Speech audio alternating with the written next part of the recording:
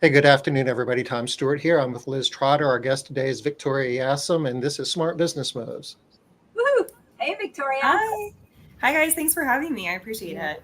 Thank Yay. you. It's a pleasure to have you.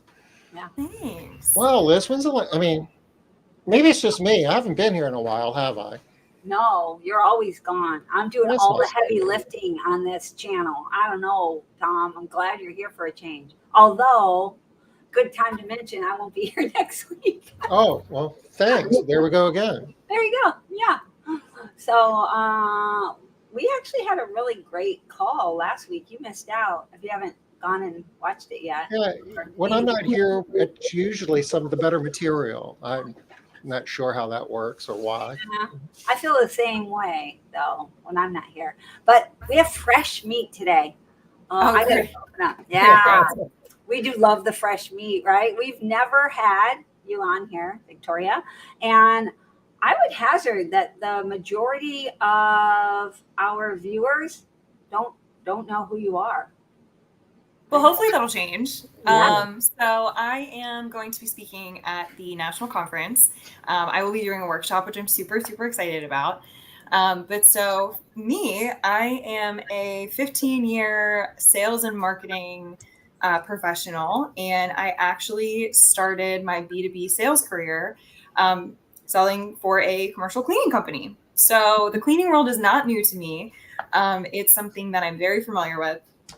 And I own now a digital marketing firm, and I also own a trade organization that specializes in helping businesses in the trades, such as commercial cleaning and residential cleaning companies, be able to network with each other and like exchange referrals that way without being sold to, which is kind of fun. So things have all progressed very quickly, and it's just a crazy whirlwind, and I'm so here for it. And I'm so excited to be here. So my company specializes in digital marketing, which is what I'll be speaking on at the conference. I'm so excited. I've got a great presentation for you guys. You guys are going to be at the conference, right? Oh, yeah. Liz and Tom? Oh, you bet. Okay, yeah. So I expect both of you to be participants in my class when I speak. Looking forward to it. We're gonna expect the same. You're gonna have to come to our presentations and participate as well. I'm so here for it. I can't wait. But yeah, so that's kind of me. That's what I do. I live in Maryland. My firm works on a nationwide scale. My husband works for the police department, so he's never home, and I have a 5-year-old daughter. I like long walks on the beach, all of that kind of stuff. So you used to do sales for building service contractors? So yeah, so I worked for it's like a global company, but it wound up breaking down into franchises. And I don't want to say the name on here, like just in case, but I was their top sales rep for their Baltimore branch. And so it got to the point, I actually wound up leaving because I was selling commercial cleaning services so quickly that they couldn't fill them. And so I was like, I'm done. Goodbye. That's like the worst thing that you could do for a sales professional is like cut their territory back or slow them down. But I learned a lot from doing that. I went from like 10 years of retail experience jumping into a business sales role, and I had no idea what I was doing. I just did what I was told. They said, make this much money, so I made more. And we just kept rolling with it like that. But I did learn a lot about the cleaning industry, and I learned about the different systems that go into cleaning itself, along with like the lead gen portion of it. So, fast forward, gosh, it's been probably about 10 years since I worked there.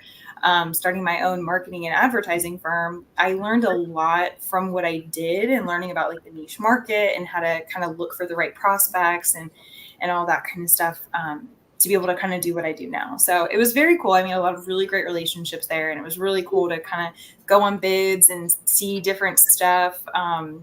Totally different world than residential, but not too much, right? Like we're still using a lot of the same products. The systems are still the same. The operations are still very similar. But it was cool. It was really cool. I got to see a lot of really cool stuff like behind the scenes, which was really cool. So I really want to say one thing real quick to our audience. I know Tom always has a bunch of questions too, but I want to speak specifically to something you said. You used to be a salesperson, and one of the things that you said is one of the worst things you can do is reduce a salesperson's territory or tie their hands, right? Was basically Absolutely the idea. So I want to qualify that just a little bit for our audience because they're always looking to hire salespeople. And they're always like, oh, how can you tell if it's a good salesperson? How do you know? How do you know if you have someone good? So I want to change what you said. I just want to add one little word, a good salesperson. So absolutely. One of the worst things you can do for a good salesperson is reduce the amount of work that you want from them, not have availability, tie their hands so that they can't book. Because so many of our people are like, well, they're just not selling. I think I'll reduce the goals. No, a good salesperson doesn't want you to reduce their goals. They want you to make it so that they can achieve their goals. Am I right, Victoria? Absolutely. So I think there's a lot of pieces to that portion. So one of the main pieces is, like you said, finding the right person, right? Yeah. But also providing them with the correct training. I have a salesperson on staff, and she's very green. She reminds me a lot of me when I first started at that company all those years ago. And giving her the right tools and teaching her a lot of the right stuff, right? So like as business owners, and some people, especially in the cleaning industry, are owner operators.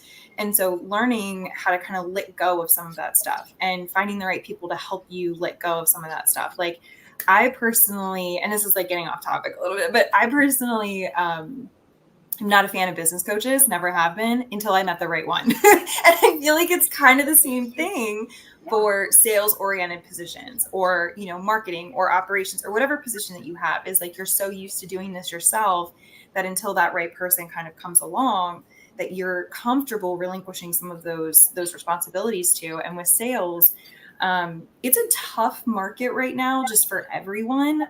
So finding the person who's not going to get discouraged very easily, who can take feedback very easily, is phenomenal, right? Like you struck a gold mine, grab that person and don't let them go. But the other side of it too is if you're going to grow at a quick rate like that, you have to be ready on the operations portion of it to schedule that for the cleanings. And for whatever else you need to do, like having the right people in place to do the scheduling, the right cleaners in place to do the actual cleaning, the follow-up, like to have your process in place to be able to grow. Because if you get the new clients, you can't service them, then that's like a whole other issue, right? Yeah, for sure. All right. So because everything's related, right? It is. It's a circle. It's a vicious circle. And if one of those pieces is not moving properly, it can kind of throw things off.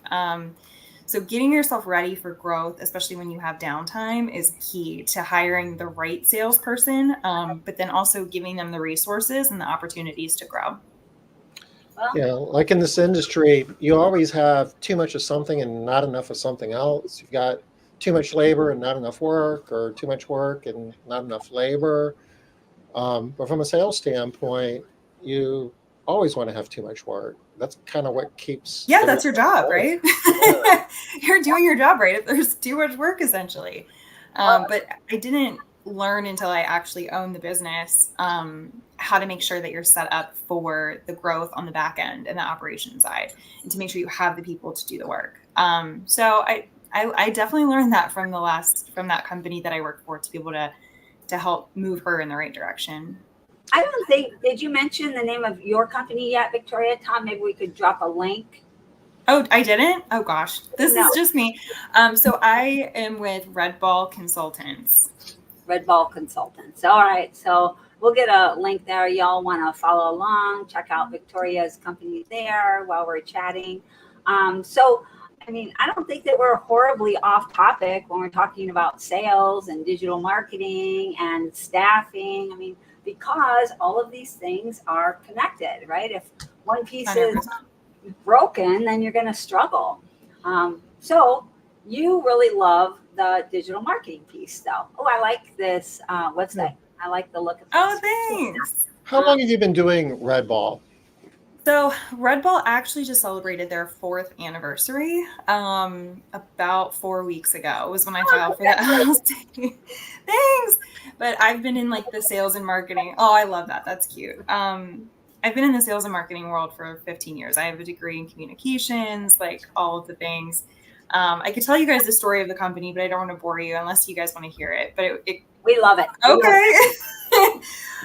So essentially, I was working full time. Like I said, my husband's a police officer, right? So his schedule is absolutely insane.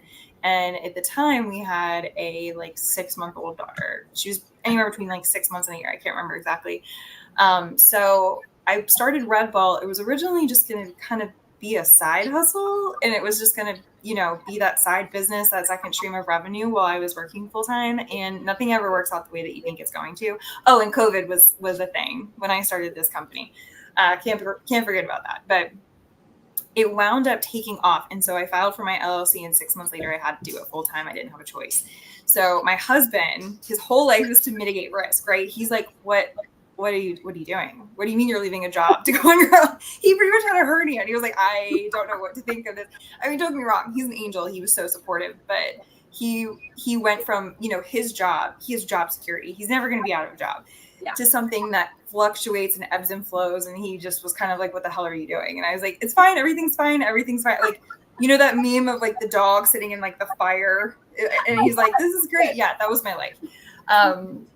And so we just like, I jumped in feet first and kind of grew it because I didn't really have a choice. And 4 years later, we have an office space, a podcast studio, employees, and we're just growing like crazy and have a second company as well. So,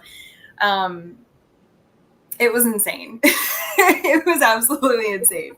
Also But during COVID, I'm not even kidding. Yeah, COVID's a great time to do something like this because things are all kind of upside down anyway. And the thing is the job that I had at the time, it was essential.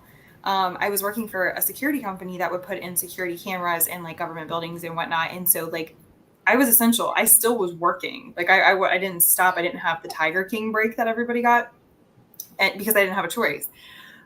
So it was kind of crazy. And just to see how quickly it grew in that 6 month span of like, oh, this is just a side hustle. It'll be vacation money, whatever. And I actually originally started the company to be a sales firm. So the goal was to go out and teach people how to do my job, because I had always been so good at sales.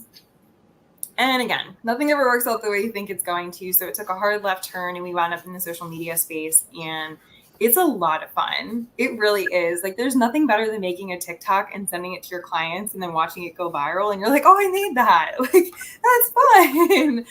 So it was very cool. It's been a roller coaster. And so all of this stuff you're saying about finding the right salesperson and getting your operations together to be able to take on more work, I literally have done that in the past 4 years. I just found the right people to help guide me to figure out the stuff that I didn't know. And I am always willing to learn and listen to feedback, especially from people that I trust. I'm always willing to change and grow and try something new. So here we are.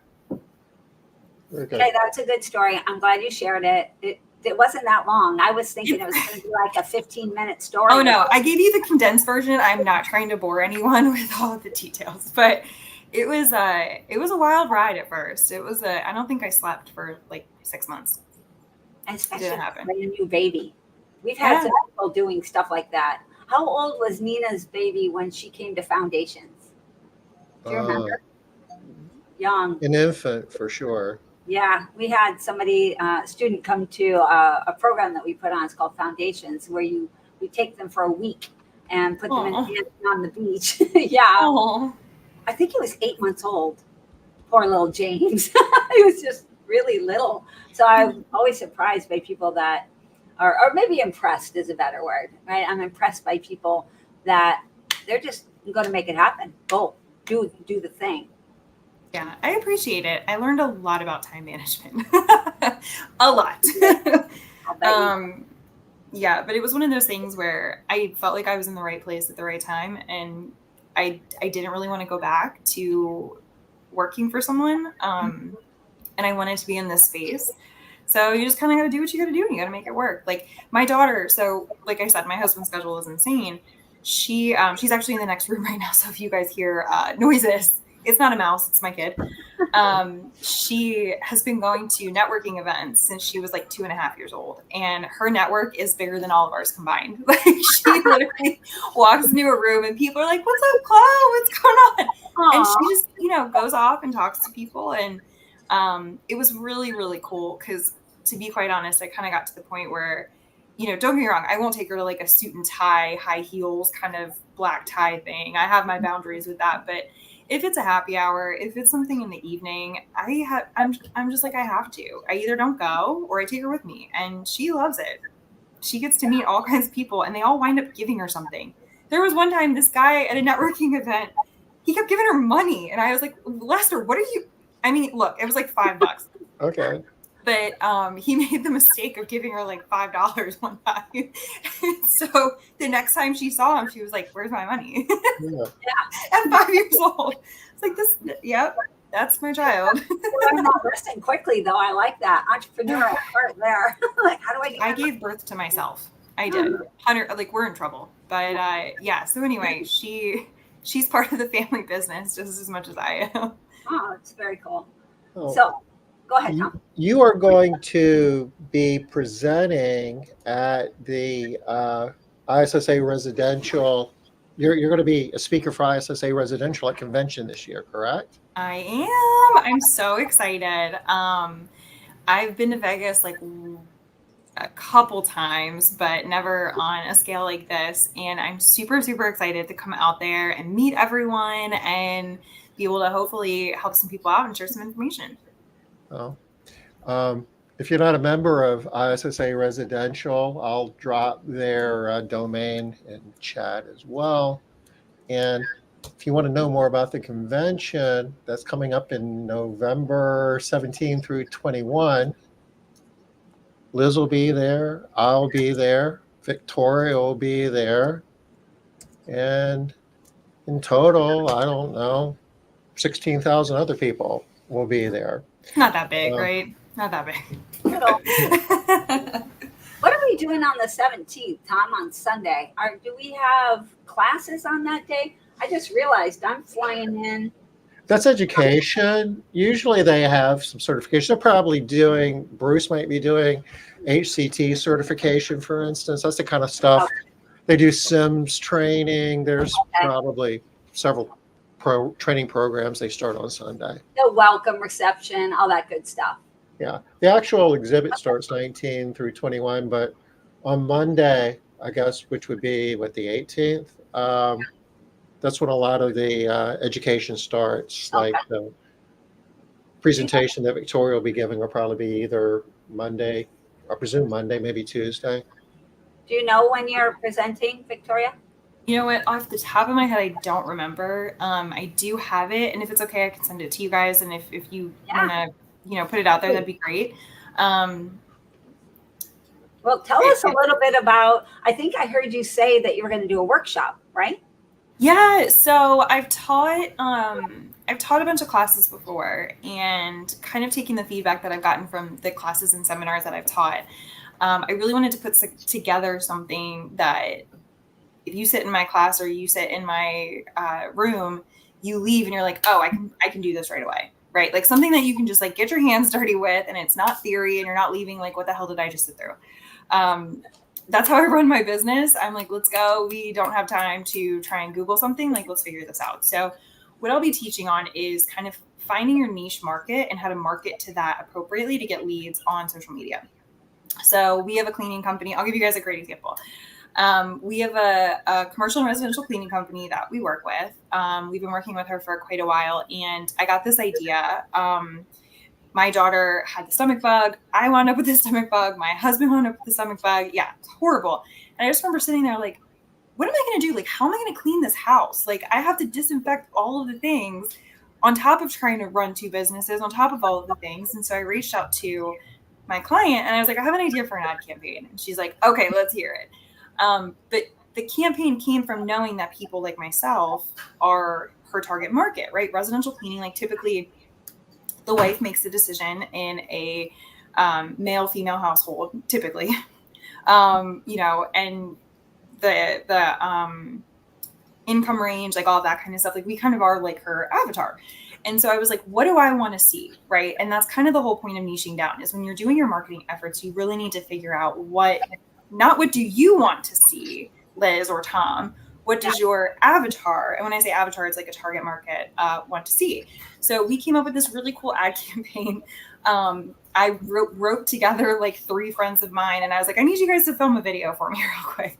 And it was like all of us, like no makeup, looking like a hot mess. And I can send it to you guys later if you want to see it. But it was like, yeah, it's great. And if I had it on because I'm on the computer now, if I had it on the computer, I'd show you, but it's on my phone. But it was like, oh, I don't know how I'm going to do this. Like, what am I going to do? And so we ran it, targeted it on Facebook, and now she's just getting leads off of the forums. Like she's doing it relatively low budget. And so doing kind of what I'm telling you to do, you don't have to spend a ton of money to get some of these leads. Like some of these companies make you think that you do. I want to say her budget's like $20 a day on Facebook, which is relatively low. And she's pumping out some leads for this because I decided to make a video with no makeup on my face. And I made some of my friends do it.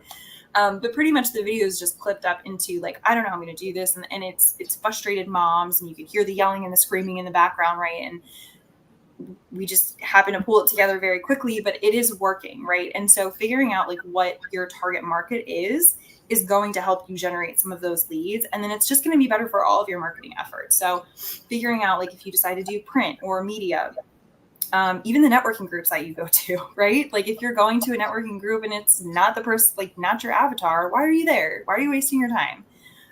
Everyone's time is super valuable. It's the most important asset that we have as business owners is time.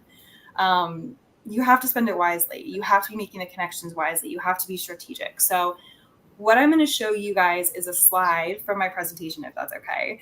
Absolutely. I don't want to give away too much, but I'm going to show one thing that might, someone on here might be like, oh, I actually need some help with that. So as soon as you guys can see it, let me know. It's up. Are we good? Awesome. Yep. Okay. So this is a screenshot of like a dummy Facebook ad that I created for this presentation, right? So it's in the audience section of the ad campaign. Okay. So you see we have gender, we have age range, location. Location is very important. I'm on Facebook all the time for obvious reasons. And you don't know how many times I get ads for roofing companies in Texas. Like, I don't understand. Like, I'm not going to help you. I even being, me and kind of an a-hole, I messaged one of them and I was like, hey, I just want to let you know I'm in Maryland and I'm seeing your ad campaigns. And he literally was like, I don't know you. I'm like, clearly, that's the problem, right? Like, you don't know me. Kind of my point. Literally. So I tried. But making these small adjustments can be really, really helpful to some of your ad campaigns. And so what I'm going to be doing is explaining why this is important, going through the different kinds of target markets, giving examples, and then by the time you guys leave, or by the time the class is over, you'll be walking away with your own worksheets that you will hopefully have filled out with like who your target market is, right? Nice. And so you can take those worksheets and literally pop them into here as a baseline for what's working for your avatar. So under here is detailed targeting. I mean, you can get as detailed as like engaged or married. The only thing I will say is with Facebook specifically, some people lie on their Facebooks. So like you kind of gotta, figure out like what's going to work and what's not going to work. And that's a little bit of trial and error based on your geography and your avatar and your type of company.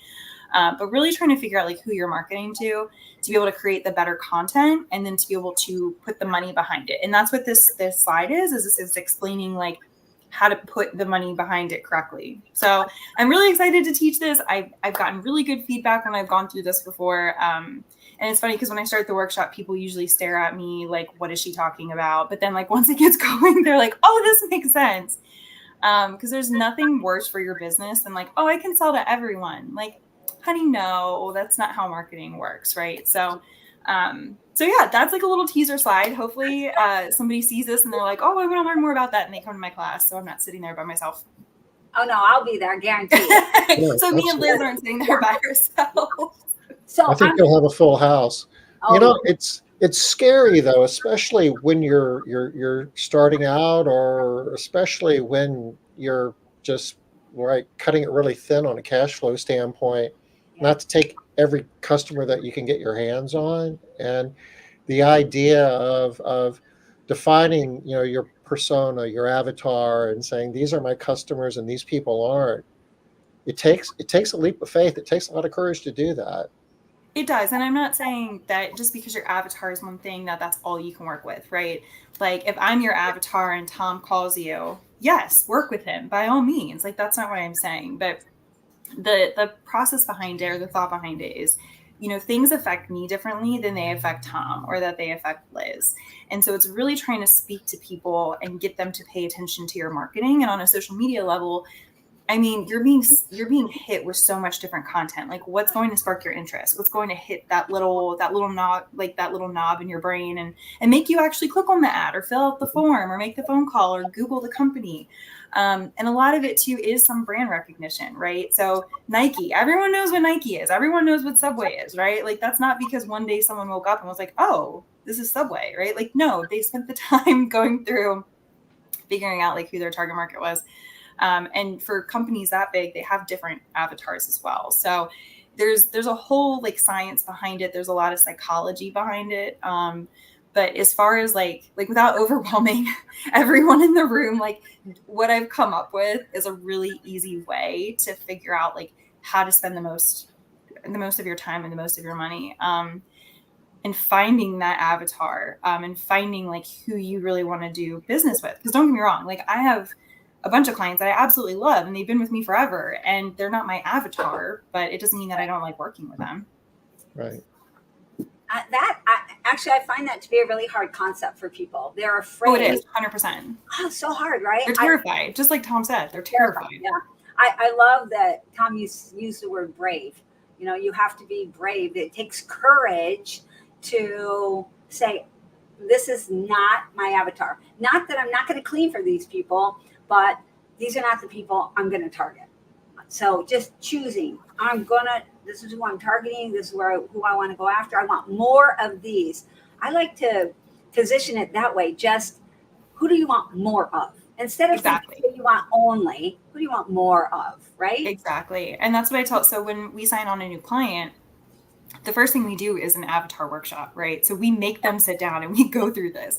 And there was one time, God love real estate agents, but they are the worst when it comes to marketing sometimes because they want to market to everyone and they do the blanket marketing. And there was one client that I had, he's such a sweetheart and, we're fine. But me and him got in like a straight fight one time because he's like, I can market to everyone. And I had the worksheet that I'm going to be giving out at the conference. And he's like, Vicki, I want to market to everyone. And I was like, no, sit down. You cannot do like, we literally got in like an entire fight over it. Yes. And oh yeah. And I mean, it was a playful fight. Don't get me wrong. I'm not like screaming at my clients, but it was just funny because like, he's like, give me like 30 sheets. And I was like, no, Mike, no, you get 2 sheets. Like, that's it. But so he finally started to see, and he started to drink the Kool-Aid and understand, because even as a real estate agent, like, yeah, you can go sell the townhouse and the condo, but like, what's going to pay your bills, right? Is it that mansion? Are you better with single family? And then it's also the problem with real estate. I mean, I'm going on a tangent, but with real estate, it's such a emotional transaction. It's literally like the biggest financial transaction you will probably make in your entire life is buying a house. And you want to talk about terrifying. It is terrifying. But so kind of even just for, commercial residential cleaning, like finding that heartstring, right? So like that video I was telling you about, like that really resonates with people because like kids are getting sick constantly, like houses are destroyed and then on top of it, you have to disinfect everything. What? No, I don't have time for this. So kind of putting that together and running that ad campaign for her. It's actually still running right now and she's still getting leads off of it. If nothing else, if they don't click on that box to fill out that form or make that phone call, they're seeing your company and what they represent, right? So finding your avatar is also helping find your voice as well. Okay. Oh, I love that too about finding your voice. Are you going to be doing any of that in your workshop? Because I mean, this is a huge topic. You got 1 hour. Believe it or not, this slideshow takes me a while. People have had to tell me to stop talking when I run through this presentation. But so finding your voice and like your brand tone is a whole other monster. Yeah. It's something that I will probably touch on a little bit, but it's really hard to go into depth with it while trying to teach this content as well. So it's a great topic. If you don't have a voice or you don't have a brand voice or brand standard, I highly recommend doing it. It will make your life so much easier. But maybe for next year, maybe I'll just teach a seminar on brand standard for next year. If they let me come back. Every year you add on another little piece. Yeah. If they let me come back and they don't kick me out. So I can already tell they're going to love you. Right right? You can tell Mom. She's going to be a great presenter. Oh, I hope so. This is going to rock. This is going to rock. And oh, thanks, guys. I know it's a little bit beyond scope, but it's important to at least recognize that when you like figure out who your avatar is and you get your brand voice, that kind of creates your culture too, or at least a 100%. contributing factor to it. And what your workforce becomes and your operationally, what you do. I mean, different avatars have different needs, different expectations. You can't be everything to everybody. 100%. And you are able to get really excellent at what you do when you're able to focus on who your customer really is. Oh, that's 100%. And it helps you 100% through the hiring process too, right?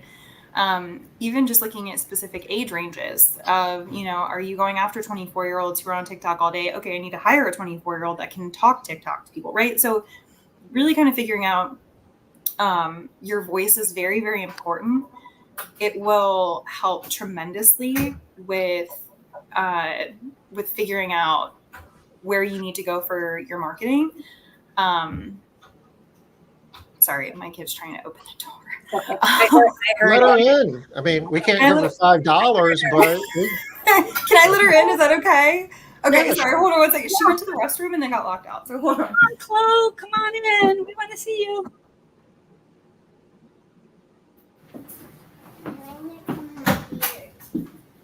I bet she looks just like her mom. Chloe, come here. Come here. You can come say hi real quick. Come here. Okay, Megan is saying that, right? Megan, I'm with you. That's why I'm with you. Right? That's why I'm going to be there, because she's like a real person, but like a friend, right? A friendly person. Hey, Chloe, we want to see you. I know. They want to meet you, Chloe. She's been at school all day, and now she's at another room watching Bluey. She does look Chloe. Hi. How are you? Did you have fun at school today? Yeah. Do you have school or do you have camp? School. We call it school, but it's like she goes to kindergarten next year, so it's like a pre-K program. Yeah.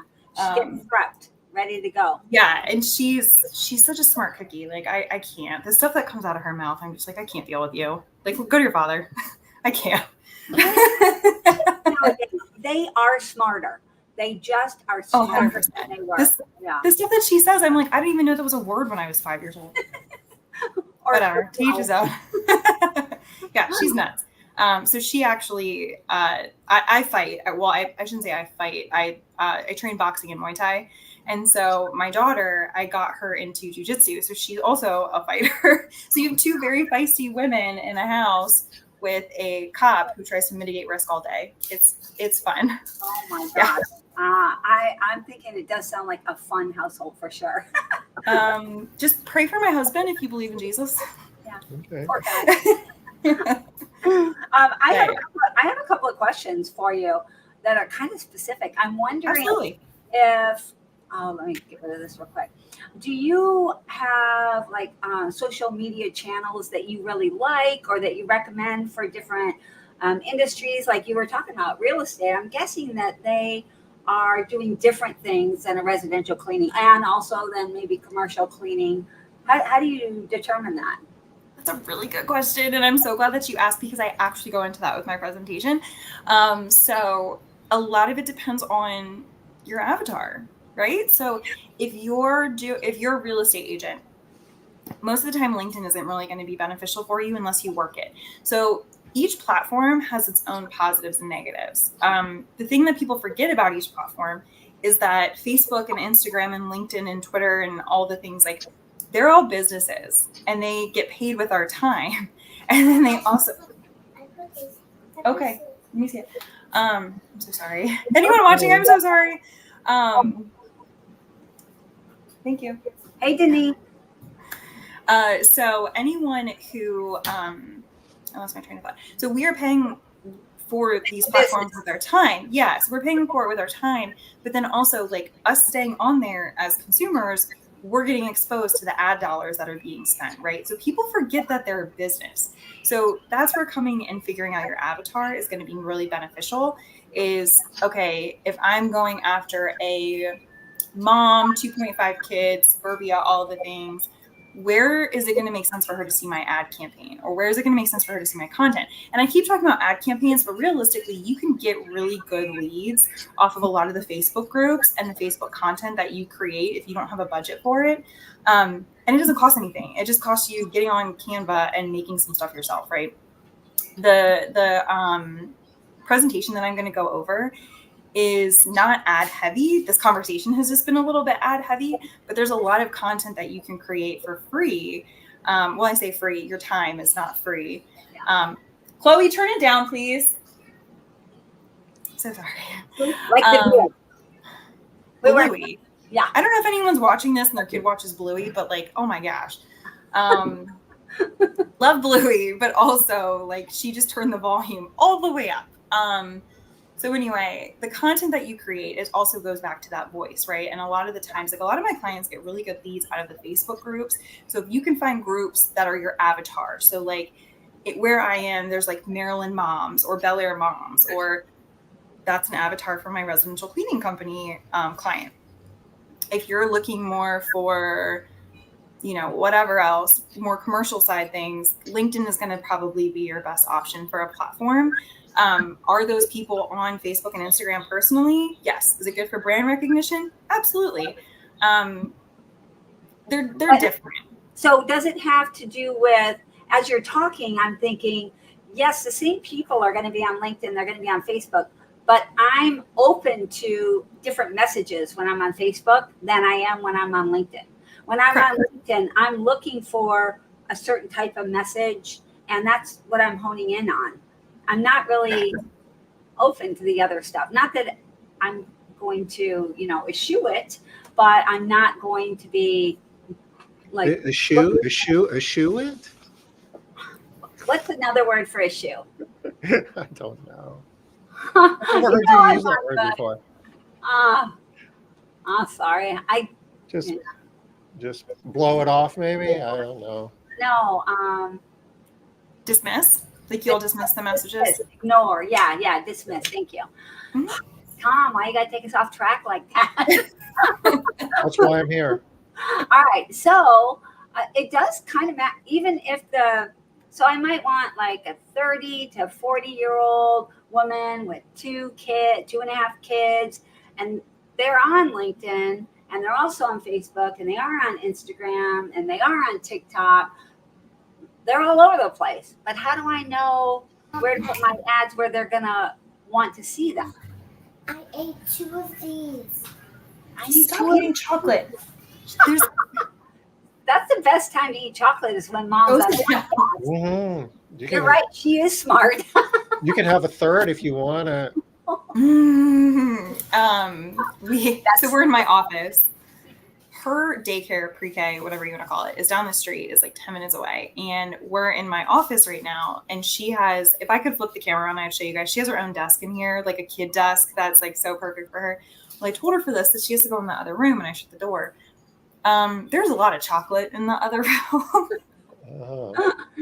So she's what she's a little eating. hyped up, maybe. She's excited. Yeah. Mm-hmm. Yep. You notice the moms in the room are not encouraging a third piece of chocolate. You know what? As long as she sits in there and she's quiet, I don't care. Just give me the rest of this meeting. Anyway, so to your question, to your point, LinkedIn is phenomenal for getting in front of very specific industry positions, right? Okay. So if you are a commercial and residential company, right? Yeah. And you want to get in front of a property manager that works for CBRE Properties in Hunt Valley, Maryland, blah, blah, blah, blah, blah. You can find that, and then you can message them. But the problem is if your avatar is like a mom, 2.5 kids, thanks, Megan. I'll send her to your house afterwards. If your avatar is a mom, 2.5 kids, you're probably not going to know that from LinkedIn. You're going to know that more from Facebook, because more personal information is on Facebook, more professional information is on LinkedIn, right? So LinkedIn is a whole other monster. LinkedIn is kind of my baby. Like I've gotten a lot of success off of LinkedIn personally professionally in my career. I've been able to meet with very high level people just by sending them a message. and it's wild. So if you use it correctly, maybe that'll be my third year. Maybe I'll talk about LinkedIn after after next year. But using LinkedIn, it is a very powerful tool, and I feel like it's very underplayed. The thing is people get these messages literally directly to their phone. So instead of cold calling, if you're going on the commercial side, if you're cold calling or door knocking or whatever you're doing, like you can literally send a message directly to their inbox, and you just have to hope that they answer it. But there's a bunch of different things that you can do and say to get them to click on it typically. Where Facebook and Instagram, that's more of a personal thing, right? Like you're going to know someone's married, has kids, has dogs, cats, their kids sick because people put everything on Facebook. So like that's where you're going to get that information from. Are both people on the same platforms? Absolutely, they can be. There's no reason. I mean, I'm on everything. Even before owning my own marketing firm, I was on everything. But it's not going to be beneficial for a residential company to be marketing solely on LinkedIn. Would it hurt to put content up there? No, absolutely not. Go for it. If you have the time or the resources. But if you're on a strict budget and you're business to consumer, meaning like you're residential, Facebook and Instagram are probably going to be your best bet. Okay. So speaking to that, what you just said, if you have time, resources, etc. Well, what about these platforms like Hootsuite and that, where they blast it out to all of the platforms all at one time? Do you like those? Not like them? Recommend? Yeah, that's a really good question. So we are probably a little unconventional in how we do it, but it seems to work. So why mess with it? So I have looked at Hootsuite. I've used Social Pilot. Social Pilot's a pretty inexpensive platform that kind of spits out to everything. Really though, what we do, Facebook and Instagram are both owned by Meta, right? They're both the same company. They offer, and it's like an extra step, but we actually have someone on staff that schedules content for us. So it's not that much harder for her. Facebook and Instagram have their own scheduler that is free. It's on the platform, and you can schedule. It's like a couple weeks out. You can schedule stories. Stories are definitely better done in the moment. There's more options when you can just upload it from your phone. But for the actual content, you can just schedule it out on Facebook for free. Like you don't have to pay for it. And then LinkedIn also, they have their own scheduler, and I think it's a couple weeks out now. They just launched it probably about like 4 months ago, where you can just schedule content on the platform itself without having to buy Hootsuite. So Twitter, I'm not sure if you can schedule Twitter. To be quite honest, we don't have a lot of clients that use Twitter. Like we've messed with it, but it doesn't really do much for you unless you're like Under Armour or Nike. And then Pinterest, if you're on Pinterest, using a scheduler like that is definitely beneficial. Go in the other room, please. So I'm so sorry. Like really, anyone that's watching, I'm so sorry. 2 pieces of chocolate, or are we up to 3 now? How many pieces of chocolate have you had? Where's that look? 2, 3, 2? 2 pieces. 2's a good number. I would stay with 2. 2. It's an even number. Hold on. Megan is voting for 3. Take this. Go. No. No. I mean, Bye. a cup that's empty so I can pour some orange juice in it. No, you're not pouring orange juice. Go sit down. Okay. So, Sorry. Victoria, you said that if you're working on a limited budget, there's a lot of value you can create in some social media channels like Facebook without really buying ads or even boosting ads. At what point do you, for a growing company, at what point would you want to make the transition to actually investing money in your, say, Facebook advertising? Yeah, that's a really, really good question. I would say that it's up to your cash flow. So for Facebook, it's just like everything else. You got to spend money to make money, right? So if you put an ad up with a $5 budget, you have to be realistic about what you're going to get from it versus if you do $20 or $100 a day or whatever the case may be. There isn't like a special sauce. There isn't a special sauce like, oh, you hit this much in revenue, you need to switch it. I would say the sooner you can do it, the better, but also be realistic about what you're going to get from it with the budget that you put in it. And I know that's like a very broad answer, but it's like a case by case basis. Facebook ads, like I said earlier, Facebook and Instagram and LinkedIn, they're businesses. Mark Zuckerberg does not own half of the world because we just watch Facebook, right? Like he's getting paid through ad campaigns and brand deal, whatever he's doing. So that's why you have to spend more to kind of get more exposure realistically. But if you're on a strict budget, sharing your content into Facebook groups, asking questions in Facebook groups is beneficial. Try and get people to tag you. Like I can't tell you how many mom groups I'm a part of where they're like, oh, I need a commercial cleaning company, or oh, I need an HVAC, or oh, whatever the case may be. And they tag people. Start tagging your own company. Like have a company. And that's the other thing too, is I don't think we really went over this at all, but some people get in the habit of using their personal page as their business page. Like don't do that. It's not professional. Yeah, you don't want to do that. So make your own business page and start tagging your page and put it everywhere. Like you're going to want to blast it out as much as you can, get as many followers as you can, invite people to the page. And this is all stuff that you can do for free. Like literally you put your kid to bed, you go sit in your bed and you just tinker on Facebook for a little while. Creating the content and figuring out your avatar is definitely going to be the most important, because if you're spitting content out that you spend all this time making and it doesn't reach your audience, like so say your avatar is me, right? Yeah. I pay a lot of money to get my hair dyed. I drive a white SUV. I've got a kid that won't leave me alone. I live in a house. I'm married, all the things, right? Yeah. Well, if you start pumping out content for a cleaning company and it has to do with your 20-year-old son who leaves crumbs all over his keyboard, right? Like that's not going to resonate with me because I have no son that's 20 years old, right? And that's like a very, very extreme example, but just so you can kind of get the idea.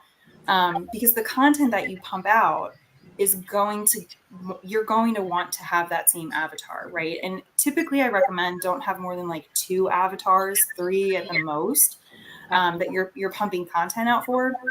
Because Facebook and Instagram, like their job is to keep you on the platform. You have like minimal seconds to get people to look at your content. And if they look on it, or if they look at it, if they engage with it, whatever, then it's going to keep spitting your content back up, right?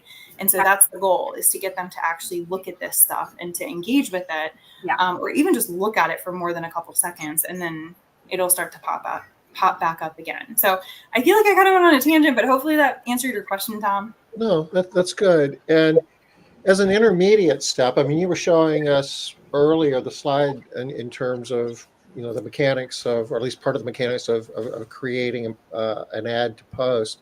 If you have a post that you just created organically that's out there, and if you think that could help your business, boosting, I guess, is an option as well. Oh, absolutely. Is there value in that? 100%. So when it comes to boosting, I recommend boosting to get the... Here's a present. Thank you, baby. Can you go in the other room? Go in the other room, please. I'm so sorry. No, that picture. Go in the other room. Just Here. finish that picture. Okay. Let us see the picture. She's gone. Let's just let her go. She's gone. So for boosting, you're probably going to want to use the call to action. And during my presentation, you'll probably hear me say that a lot. Call to action CTA. It's literally just like, what are you telling these people to do, right? Making it idiot proof. Call today, book now, info now, whatever. But the call to action for boosts, I would either do like call now, or I would do follow the page. And that's like the ad that pops up where it gives you like the thumbs up that you can like click on. Boosts are very, very helpful. I actually follow a competitor of mine who doesn't believe boosts are helpful. And I don't understand why, because we get tons of engagement off of boosts for our clients. So, but being strategic, right? So if you have a post, say you put up 5 posts in a week, right? That's kind of a lot, but if you put up 5 in a week and the one on Wednesday, for some reason, is still getting a hit, it's still getting engagement, it's still rolling, put money behind that one. Don't pick the one that like was a dud, right? Because not every post is going to be stellar. It's not. And a lot of the stuff that goes viral, people don't understand, like there's a lot of like accounts that are reposting that stuff. And there's a lot more that go behind consistent viral videos. It's very rare that you put something up and it goes viral organically. It's happened to us one time and it was insane. It was like watching the lottery, like the numbers kept going up and up and up. And I was like, what is going on? But that video specifically got like over 1 million views organically. And it was the perfect storm. It was wild. The perfect storm of like a trending song, a trending video type on like the right platforms at the right time. But you see what I mean? Like there's a lot of different things to make like that perfect storm. So staying current with what's trending as well, especially for videos, if you do video content. And that's a whole other thing too. I feel like we could talk for like hours on this subject, but video content is kind of a necessity, right? So if you're posting 5 times a week, you probably want the like 2 or 3 of those to be videos, right? Like videos is what's going to get you seen a good majority of that time. I see we're running out of time and I have questions. Yeah, absolutely. I got 4 questions on here. I'm like, Come on, let's go. Oh no, sorry. All right, so we were talking before about putting money behind an ad and a little bit that. Is there like a ROAS target that we're looking for? Is there like, if it's you're getting 5% and don't bother, but if you're getting 40%, are there any kind of numbers like that we would be looking at? That's a good question. And a lot of it depends on budget and how big your page is. And she's so sweet. I like Megan. Megan, you have to come talk to me in Vegas if you're going. Yeah. But there's a lot of determining factors. I wouldn't put a specific percentage, but there is something called a click-through rate that you will get analytics for when you pull them. I would watch those. So the click-through rate essentially is like the cost per click, right? So if you click on an ad campaign, Facebook tallies all of that and then does like the average. So it'll tell you too. It makes it very easy. This is higher than normal, whatever. So to put it into perspective, most of our ad campaigns for clients run anywhere from $1 to like, I think we've had one as low as like 12 cents an ad, right? Which is super, super low. And that means that these people are getting a lot of clicks for what they're spending, right? Like they're getting more for their money. I had a prospective client one time tell me that his click-through rate was $35 a click. And I was like, are you nuts? What are you doing? And he was running these ads himself. I was like, but that's not okay. So I would say for the basics, right? Like this is just keeping it as basic as I possibly can. Watching that click-through rate and tweaking based on that is probably your best bet for simplicity. Okay. Keep watching it go up. Try to get it higher. All right. So this goes. Keep it down. Oh yeah, lower. Sorry. Yeah. So this goes to my next question. So we're trying to build content. What do you think about AI? I love AI. We use it all the time. Be careful with it because it is only as smart as you let it be, essentially. We use ChatGPT all the time. It's great for captions if you need a little inspiration for captions. It does kind of the average job, I would say. Right? You're not going to get like a stellar caption out of it. You're not going to get a stellar marketing plan. You're going to get kind of like the bare bones. And I've done things like I've created a marketing plan with it for like Red Ball, and I've used that as the skeleton or like for ideas and change things and move things. Okay. I learned the hard way. It will misspell things. So if you type in, Tom with 2 O's, it will put Tom with 2 O's in every place that you need Tom, right? So learn that the hard way. So I would say it's really great to use as a baseline. Kind of a starting point then, like a jump up. Okay, I love that. And then and I'm going to be bouncing all over the place because as I'm taking notes, we're moving on. How about the new, I guess not that new, but being meta verified? Good, not good? What do you think? If you can do it, do it. I tried to apply for it for my page and it didn't take for whatever reason. I don't know their stipulations on it. If you can do it, do it. I think it's $11.99 a month right now to do it. And you're thinking it's going to be worth it. It's going to have value. I mean, it's just helping with those like spam accounts is kind of the whole point of it, right? And that's the other thing. I've had so many clients that get the like spam messages on Facebook where for me it's very clearly spam, but they're like, oh my God, is my page getting shut down? I'm like, no, honey, I've gotten this message 15 times today from different accounts. Can I watch something else? Yes, go. So if you can do it, do it. If it'll take, do it. So yeah, I don't see a downside for that. These are good questions, guys.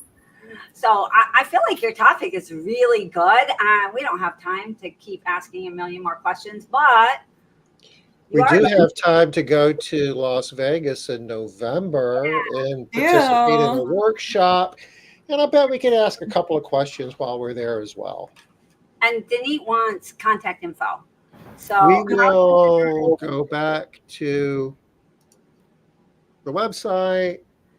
I'm assuming, Victoria, is the best way to get a hold of you is just through your website? You got to Or contact us? email. Email is fine. I'm fine putting my email out there. It's literally my first name at redballconsultants.com. So Victoria, normal spelling like Victoria's Secret, at redballconsultants.com. redballconsultants.com. Okay, because I know Denise, she loves to make contacts. Okay. .com. All right, perfect. And what's the title? Do you know what the title is of your presentation? I do. Hold on. Let me, Digital marketing, how to grow your presence and get leads. there you go. Nice. And Tom, by any chance, do you have a date? No.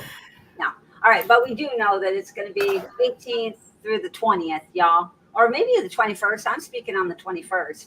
So closing up the show. So usually 18th through the 20th. If you want more leads, you're going to have to be there. Yeah, it's going to be a lot of fun. I can tell already with your energy. Oh, thanks. Yeah, we can tell. Victoria, it was really great meeting you. You're a lot of fun. You're a wonderful guest. Meeting your daughter as well. She will not be coming to Vegas, by the way. Okay. Hopefully she only had 3 pieces of chocolate at most. I'm going to be honest. I don't care at this point. Yeah. I give up. There are times where it really doesn't matter. Yeah, priorities. Yeah. I get it. So we'll be back. At least some of us will be back next Wednesday, 5 o'clock Eastern. Smart Business Moves. Till then, everybody take care. Victoria, thank you again. We'll be seeing you soon. Yeah, Victoria. Yeah, thank you guys for having me. This was awesome. Thank you. Bye, y'all. Bye-bye.